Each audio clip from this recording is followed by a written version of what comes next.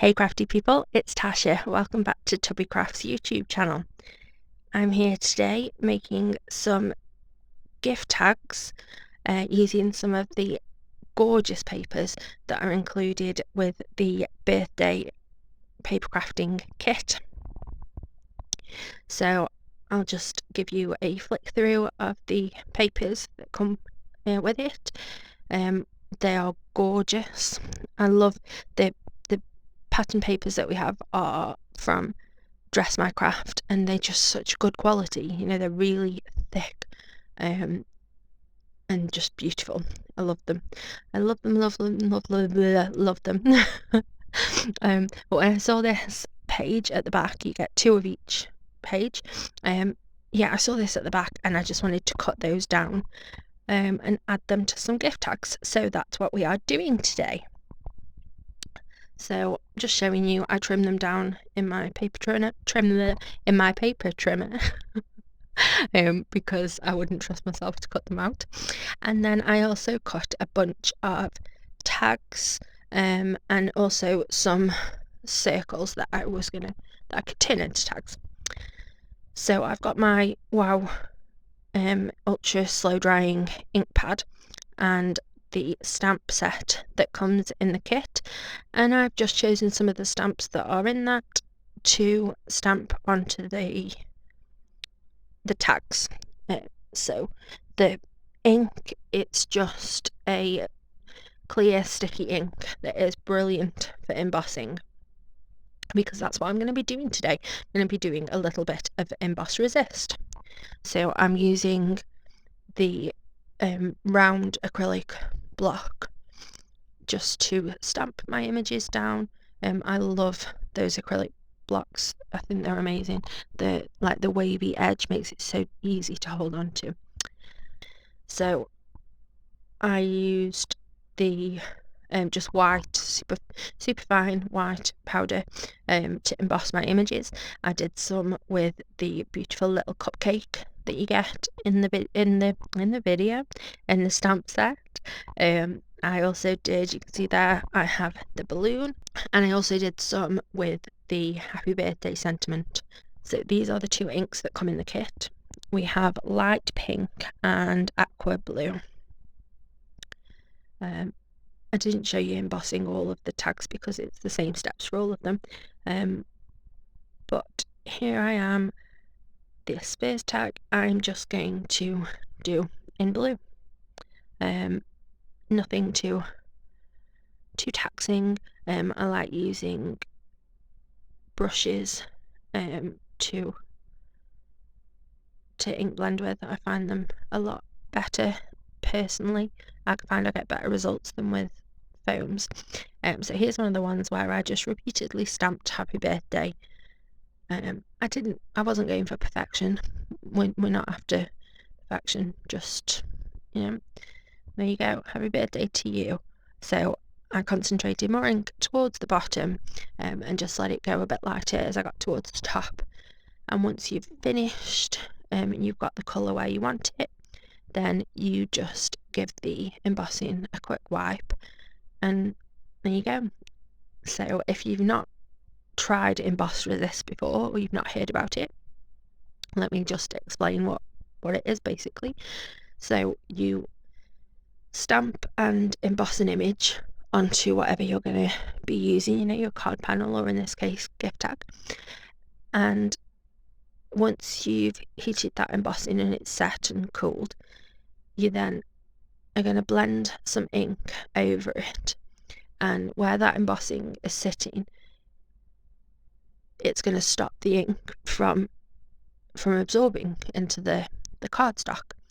So that stamping, embossing is still going to be clear. So that's the sort of the resist part. That one's a bit more difficult to see on the video, but you can see it really well in real life. So yeah, it's just another cool way to use your inks and stamps to get a different look. So I did one tag all blue, one tag all pink, and then this circular tag I thought I would mix it up a little bit. So I'm adding pink onto one half, and then I'm going to add blue onto the other half, just because I can. That's the only reason why, because I can and I wanted to. You make sure, if you are going to be adding multiple colours, few things.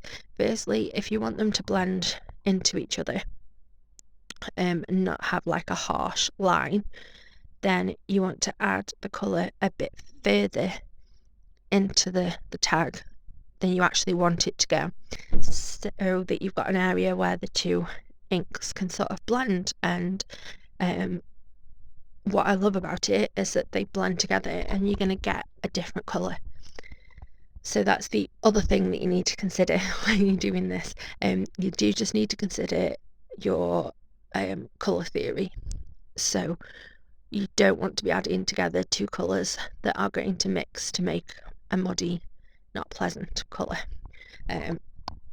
So I knew that blue and pink were going to mix and give me a purpley shade, which I was happy with. So I quite liked the purple that I got from mixing those two. So I decided to experiment a little bit more and see whether I could make an entire tag purple by layering the two inks up. Wasn't quite sure how it was gonna go. So I added a light layer of the pink down first, and then I'm adding the blue, and I'm making sure to tap it off because the blue is a stronger colour than the pink. So I don't want it to just overtake the pink and make the whole thing blue. As you can see, parts of the tag there have sort of gone more blue than purple, so I'm just going to go back in and just add some more pink. And yeah, I'm quite happy with the sort of like a lilac-y colour that it came out. That was quite fun. I liked that. I like to mess about and play around with inks. I love ink blending. Papercraft inks are really good for ink blending. I love blending with them. They go on easily, smoothly, and they also blend together well, which is a bonus.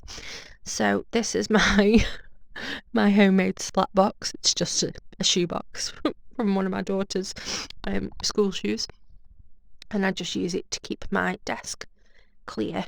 So I've got my tags in there, and in that little spray bottle thing I have water and some perfect pearls. So just give it a good shake and spritz that over the tags, and it just gives them a nice sparkly kind of a look, which I like. So I punched holes in the top of the tags, and I've matched up each tag with one of the little image tags that I've cut out of the pattern paper book. I decided that I wanted to add some tassels to some of my tags, so I'm just really quickly and easily making some tassels. So this is embroidery thread that I'm using just because that's all I had. So I'm winding it around my fingers to be the length that I'm aiming for, and then cut another piece so that I can feed it through the loops and tie a knot in the top, so that they are secured together. So I like to tie a double knot to make sure it is really, really well secured.